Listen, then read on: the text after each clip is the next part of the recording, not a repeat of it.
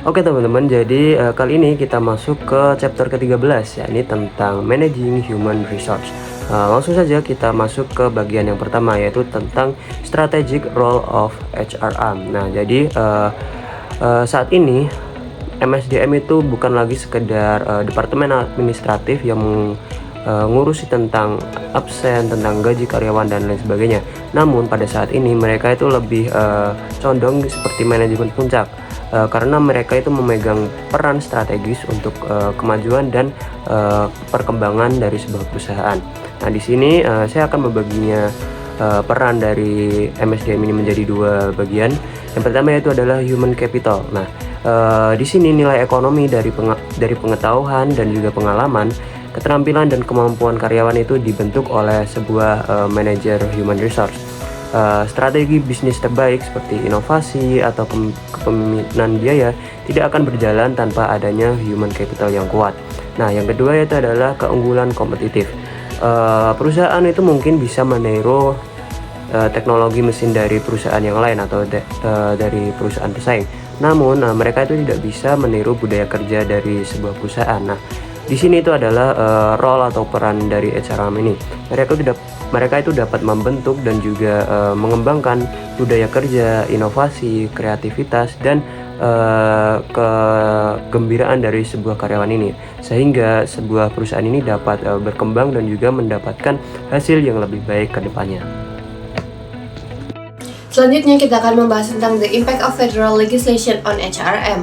Undang-undang federal di Amerika Serikat memiliki dampak signifikan terhadap cara organisasi mengelola sumber daya manusia mereka, terutama untuk memastikan keadilan dan mencegah diskriminasi. Fokus utamanya adalah pada EEO atau Equal Employment Opportunity atau kesempatan kerja yang setara. Beberapa poin pentingnya meliputi hukum anti-diskriminasi, Civil Rights Act, American with Disabilities Act, and Vocational Rehabilitation Act. Selanjutnya yaitu kita akan membahas the changing nature of career, yaitu sifat hubungan antara karyawan dan perusahaan telah bergeser secara dramatis dari model tradisional ke model yang lebih fleksibel. Yang pertama, kontrak sosial yang berubah. Dari kontrak lama yang dicirikan oleh stabilitas dan loyalitas menjadi kontrak baru yang didasarkan pada kemampuan kerja atau employability. Yang kedua yaitu inovasi dalam human resource management. Yang pertama ada branding pemberi kerja atau employer branding, yaitu upaya perusahaan untuk membangun citra sebagai tempat kerja pilihan guna menarik bakat-bakat terbaik. Yang kedua ada pekerja kontingen atau contingency workers, yaitu meningkatkan penggunaan pekerja paruh waktu, kontraktor, dan pekerja lepasan atau freelance untuk memberikan fleksibilitas bagi perusahaan dan mengurangi biaya tetap. Yang ketiga ada acqui-hiring, yaitu strategi di mana perusahaan besar membeli perusahaan rintisan atau startup kecil bukan untuk produknya, melainkan khusus untuk mendapatkan talenta seperti insinyur atau pengembang berbakat yang ada di dalamnya. Baik, kita akan masuk ke dalam poin selanjutnya, yaitu finding the right people. Menemukan orang yang tepat adalah langkah awal membangun sebuah organisasi yang hebat. Proses ini melibatkan 3 tahap utama, yaitu perencanaan, perekrutan, dan juga seleksi. Pertama adalah perencanaan sumber daya manusia.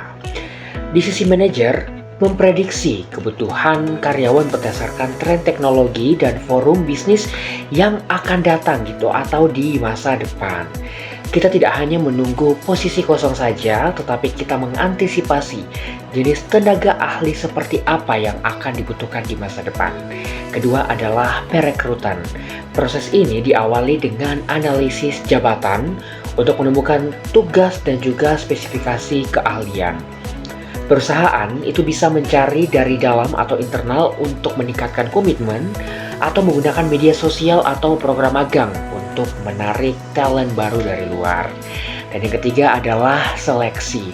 Di tahap ini, kita menguji kecocokan kandidat melalui wawancara yang terstruktur dan juga tes kerja seperti tes kognitif atau juga tes kepribadian. Tujuannya apa? Tujuannya adalah untuk mencari matching model, di mana menilai individu selaras dengan kebutuhan perusahaan. Nah, dengan strategi yang tepat seperti ini, organisasi bukan sekedar mengisi kursi kosong saja, tetapi membangun aset manusia yang juga kompetitif dalam menghadapi tantangan masa depan. Oke, kali ini kita akan masuk ke materi Developing Talent yang fokusnya pada Training and Development. Jadi, pengembangan karyawan itu merupakan tujuan penting dalam human resource management setelah proses seleksi dilakukan. Perusahaan akan melakukan training and development untuk membantu karyawan meningkatkan keterampilan dan kemampuan kerja mereka. Jadi, apa sih bedanya? Nah, kalau training ini berfokus pada pekerjaan saat ini, sedangkan development lebih ke pengembangan keterampilan karyawan untuk mempersiapkan tanggung jawab mereka yang lebih besar di masa depan. Nah, dapat dilakukan beberapa metode pelatihan seperti pelatihan di kelas, online learning, blended learning, hingga on-the-job training yang merupakan pelatihan langsung di tempat kerja bersama karyawan profesional. Selain itu juga ada social learning yang memanfaatkan media sosial dan teknologi untuk berbagi pengetahuan. Di samping ini, perusahaan juga mengembangkan karyawan melalui promosi dari dalam, yang tujuannya agar karyawan ini bisa lebih berkembang, lebih termotivasi, dan tentunya dapat bertahan lebih lama di perusahaan. Selanjutnya, kita akan masuk ke pembahasan apa itu performance appraisal atau penilaian kinerja karyawan. Performance appraisal adalah proses evaluasi yang dilakukan perusahaan untuk menilai seberapa baik kinerja seorang karyawan. Performance appraisal ini penting karena yang pertama, membantu karyawan memahami kekuatan dan kelemahan mereka dalam pekerjaan. Yang kedua, memberikan umpan balik yang konstruktif agar karyawan bisa berkembang dan meningkatkan performa mereka. Dan yang ketiga, membantu organisasi mengidentifikasi kesalahan dalam manajemen dan mencari solusi untuk perbaikan. Namun, tantangannya adalah bahwa banyak sistem penilaian kerja ini yang masih belum sempurna dan subjektif. Untuk penilaian yang lebih akurat, kini banyak perusahaan yang menggunakan 360-degree feedback. Ini adalah proses penilaian di mana karyawan mendapatkan feedback dari berbagai arah seperti atasan, rekan kerja, bawahan, bahkan klien atau pelanggan. Materi terakhir di chapter 12 adalah maintaining an effective workforce. Nah, jadi di sini perusahaan itu tidak cukup hanya merekrut karyawan yang bagus, tetapi juga harus mampu mempertahankan dan menjaga kinerja mereka agar tetap efektif. Hal yang pertama yang dibahas adalah kompensasi. Kompensasi ini merupakan balasan yang diberikan perusahaan kepada karyawan, seperti gaji, bonus, dan insentif. Nah, sistem kompensasi yang adil itu dapat membuat motivasi dan membuat karyawan itu merasa dihargai dalam perusahaan. Selanjutnya ada benefit atau tunjangan seperti asuransi, kesehatan, cuti, dana pensiun, dan fleksibilitas kerja. Saat ini benefit itu menjadi penting karena tidak hanya mendukung kesejahteraan karyawan tapi juga membantu meningkatkan loyalitas terhadap perusahaan. Kemudian ada right signing the organization. Nah, di sini penyesuaian jumlah tenaga kerja agar sesuai dengan kebutuhan organisasi. Proses ini tuh harus dilakukan dengan hati-hati karena dapat mempengaruhi semangat kerja dan rasa aman karyawan. Yang terakhir adalah termination atau pemutusan hubungan kerja. Nah, dalam materi ini kita tuh dijelaskan bahwa termination harus dilakukan secara adil, profesional, dan tetap menghargai karyawan agar tidak menimbulkan dampak negatif bagi perusahaan. Nah, jadi materi ini tuh membahas bagaimana perusahaan menjaga karyawan agar tetap produktif, nyaman, dan mampu mendukung keberhasilan organisasi secara jangka panjang.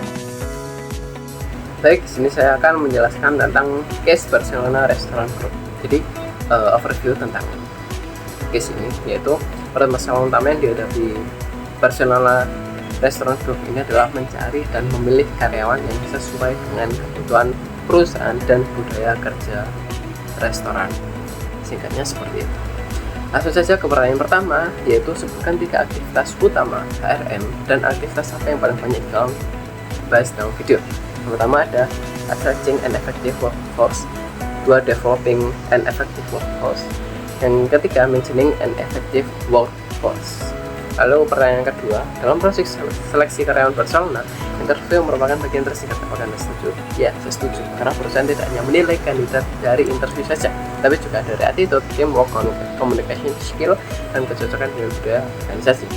Pertanyaan ketiga yaitu identifikasi 3 tahap proses Barcelona dalam mencocokkan pelamar dengan tujuan organisasi. Yang pertama ada initial screening, yang kedua interview and behavioral evaluation, yang ketiga organizational fit assessment. Materi pertama pada chapter 13 adalah diversity in the workplace. Nah, dibahas mengenai diversity atau keberagaman di tempat kerja berarti organisasi itu memiliki karyawan dengan latar belakang yang berbeda-beda, seperti gender, usia, budaya, agama, pendidikan, hingga cara berpikir. Nah, saat ini diversity itu menjadi penting karena lingkungan kerja semakin global dan perusahaan itu bekerja dengan banyak orang dari berbagai generasi dan budaya. Karena itu, perusahaan itu tidak hanya harus menerima perbedaan, tapi juga menciptakan lingkungan kerja yang inklusif agar semua karyawan itu merasa dihargai dan memiliki kesempatan yang sama. Materi ini juga menjelaskan bahwa keberagaman itu dapat memberikan banyak manfaat bagi perusahaan. Nah, dengan adanya perbedaan, perspektif, dan pengalaman, organisasi itu bisa menjadi lebih kreatif, inovatif, dan menjadi lebih baik dalam mengambil keputusan maupun memecahkan masalah. Namun, jika diversity itu tidak dikelola dengan baik, bisa muncul konflik, stereotip, diskriminasi di tempat kerja. Oleh karena itu, perusahaan itu biasanya menerapkan program seperti pelatihan anti-diskriminasi, rekrutmen dengan terbuka, dan mentoring untuk mendukung keberagaman. Nah, inti dari materi ini adalah bahwa diversity itu bukan hanya tentang perbedaan, tapi juga bagaimana perusahaan itu mampu menghargai dan mengelola perbedaan tersebut agar menjadi kekuatan bagi organisasi. Baik, kita akan masuk dalam materi selanjutnya, yaitu Managing Diversity. Mengapa tim yang beragam itu bisa dibilang lebih unggul? Karena keberagaman itu bukan soal perbedaan fisik saja, tetapi tentang kekayaan perspektif yang memicu adanya inovasi dan juga kreativitas. Dalam model inklusif, keberagaman itu mencakup segalanya, mulai dari ras, gender, hingga kepribadian dan latar belakang budaya. Namun kuncinya adalah di inklusi. Karyawan harus merasa dihargai agar keunikan mereka berubah menjadi kontribusi yang nyata. Data membuktikan perusahaan dengan kepemimpinan yang beragam memiliki keuntungan finansial hingga pada 53% lebih tinggi. Tim yang heterogen membawa ide yang lebih dalam, mencegah pandangan yang sempit, dan menciptakan solusi yang sulit ditiru oleh kompetitor-kompetitor lain. Manfaatnya apa? Manfaatnya jelas. Penggunaan bakat yang lebih maksimal, pemahaman pasar yang lebih luas, dan berkurangnya biaya akibat turnover atau konflik hukum. Keberagaman ini mengubah perbedaan menjadi kekuatan yang strategis. Kelola keberagaman, ciptakan inklusi, dan raih kerja terbaik. Karena aset terbesar organisasi adalah perbedaan daripada setiap anggota atau karyawannya ataupun manusianya di dalam suatu organisasi. Selanjutnya, kita akan membahas tentang personal bias atau prasangka yang sudah terbentuk tentang seseorang berdasarkan karakteristik seperti usia, jenis kelamin, etnis, atau penampilan fisik. Ketika bias ini diterjemahkan ke dalam tindakan, maka terjadi diskriminasi. Terdapat 3 komponen utama dalam personal bias. Yang pertama adalah stereotip, adalah keyakinan yang berlebihan dan irasional tentang sekelompok orang. Misalnya, wanita dianggap kurang kompeten dalam kepemimpinan atau pria dianggap lebih agresif. Stereotip ini seringkali didasarkan pada media, folklore, dan sumber informasi yang tidak dipercaya. Dan yang kedua ada etnosentrisme, yaitu keyakinan bahwa budaya atau kelompok tersendiri ini lebih superior dibandingkan kelompok lain. Ini membuat manajer sulit menghargai keberagaman. Ketika pandangan monokultur dijadikan standar, karyawan dari kelompok minoritas sering merasa tidak terima dan tidak berkembang. Dan yang ketiga ada prasangka atau prejudice, yang merupakan kecenderungan untuk memandang orang yang berbeda sebagai kurang layak atau inferior. Jika seseorang bertindak berdasarkan prasangka ini, maka terjadi diskriminasi yang sangat merugikan individu maupun organisasi. Organisasi yang modern itu mencari pluralisme, di mana karyawan dari berbagai latar belakang diintegrasikan sepenuhnya dan semua orang merasa dihargai. Sebaliknya, monokultur adalah ketika organisasi hanya menerima satu cara perbuatan, biasanya mengikuti nilai-nilai kelompok mayoritas, dan ini menyebabkan karyawan minoritas merasa terisolasi dan tidak produktif.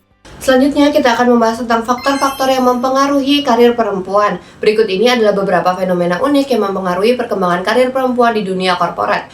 Yang pertama ada langit-langit kaca atau the glass ceiling, yaitu sebuah penghalang tak terlihat yang memisahkan perempuan dan minoritas dari posisi manajemen puncak. Mereka bisa melihat posisi tersebut tetapi terhalang oleh prasangka dan stereotip organisasi yang mencegah mereka untuk naik lebih tinggi lagi. Yang kedua ada tren keluar atau opt-out trend, merupakan fenomena di mana perempuan yang memiliki kualifikasi tinggi memilih untuk meninggalkan jalur korporat demi keluarga atau gaya hidup yang lebih seimbang. Beberapa alasan yang dikemukakan termasuk kurangnya fleksibilitas di tempat kerja, hambatan karir, dan keinginan untuk membesarkan anak atau mengejar kepentingan pribadi lainnya.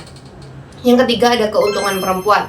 Beberapa penelitian menunjukkan bahwa perempuan cenderung lebih unggul dalam gaya kepemimpinan yang bersifat kolaboratif, inklusif, dan interpersonal. Kemampuan perempuan dalam komunikasi, empati, dan pengembangan hubungan seringkali dianggap lebih cocok untuk lingkungan organisasi modern yang cenderung datar atau flat, global, dan berbasis tim dibandingkan gaya kepemimpinan tradisional yang bersifat komando atau kontrol.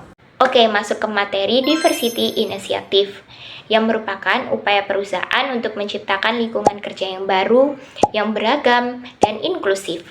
Tujuannya itu agar perusahaan dapat meningkatkan kreativitas, semangat kerja, daya saing, hingga membuka pasar baru untuk perusahaan.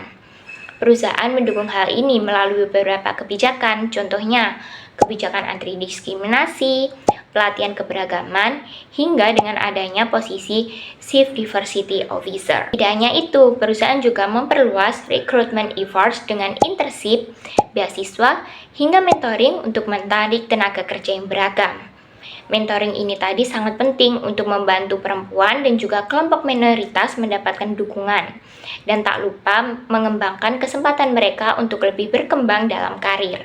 Hal yang keempat itu ada increasing awareness of sexual harassment, yaitu perusahaan perlu meningkatkan kesadaran karyawan mengenai pelecehan seksual. Ini tujuannya bisa memberikan pemahaman terkait karyawan apa itu pelecehan seksual, dan biasanya perusahaan mengadakan pelatihan atau seminar seperti itu. Lalu ada encouraging employee affinity group, yaitu adalah kelompok karyawan yang dibentuk berdasarkan identitas sosial tertentu seperti gender, ras, etnis, atau latar belakang tertentu. Tujuannya apa? Biar mereka saling mendukung dan bisa membangun mentoring. Kegiatan yang bisa dilakukan perusahaan seperti mentoring, seminar pelatihan, dan lain sebagainya. Manfaatnya itu bisa mengurangi rasa terisolasi pada karyawan minoritas. Saya akan menjelaskan tentang case, yaitu adalah True to Myself. Jadi di sini Edni, seorang manajer wanita di perusahaan minyak, ia tuh terkejut mendapati bahwa manajer senior wanitanya dulu yang bernama Alex itu hanya bisa sukses dengan cara mengorbankan identitas aslinya. Ia tuh berpura-pura untuk menyukai olahraga laki-laki dan mengganti namanya itu agar bisa terlihat maskulin. Alex ini menyuruh Edni melakukan hal yang sama, namun Edni itu menolak untuk membuang jati dirinya. Nah, jadi untuk keterkaitannya dengan bab 13 ini, yang pertama itu adalah cengkeraman monokultur atau monoculture. Perusahaan tersebut dikuasai oleh budaya tunggal. Mereka tidak menghargai perbedaan, melainkan menuntut semua orang untuk tunduk pada budaya laki-laki mayoritas. Yang kedua itu adalah menuntut asimilasi, mengabaikan inklusi. Perusahaan hanya merekrut wanita untuk memenuhi tuntutan kuota, tetapi sama sekali tidak menciptakan inklusi bagi wanita tersebut. Karyawan minoritas dipaksa melakukan asimilasi, yakni melebur dan menghilangkan identitas asli mereka. Yang ketiga itu adalah mengabaikan the female advantage.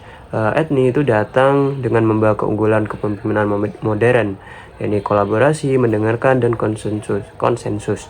Tetapi budaya perusahaan itu yang kaku, menolak akan manfaat yang datang dari Edni tersebut. Nah, jadi hal itu adalah pemaparan dari case tersebut.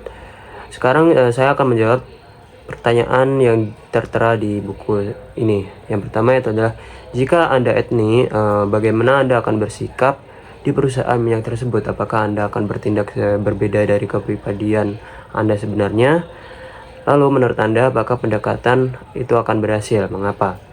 Sikap saya akan tetap mempertahankan identitas asli saya, dan tidak berpura-pura untuk menyukai hal yang tidak saya sukai. Saya akan bersikap profesional, fokus pada target pekerjaan, dan tetap menggunakan gaya kepemimpinan kolaboratif. Apakah akan berhasil? Dalam jangka pendek, pastinya pendekatan ini itu akan memicu gesekan dan penolakan dari mayoritas. Karena saya tidak dapat merusak status quo-nya. Namun dalam jangka panjang, pendekatan ini itu memiliki peluang untuk keberhasilan. Pertanyaan kedua yaitu adalah, strategi apa yang mungkin dapat diterapkan Edni untuk bekerja sama dengan para pria perusahaan minyak tersebut sebagai anggota aktif? Apa saja kelebihan dan kurangan dari strategi itu?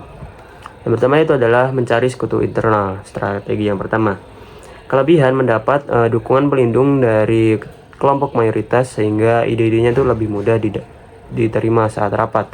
Kekurangannya butuh waktu yang lebih lama. Yang kedua itu adalah strategi pendekatan berbasis data.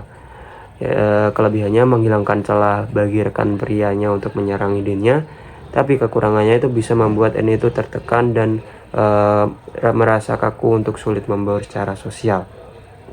Mungkin hal tersebut itulah pemaparan case dari kami dan dari saya. Apabila ada kurang dan lebihnya saya mohon maaf. Terima kasih.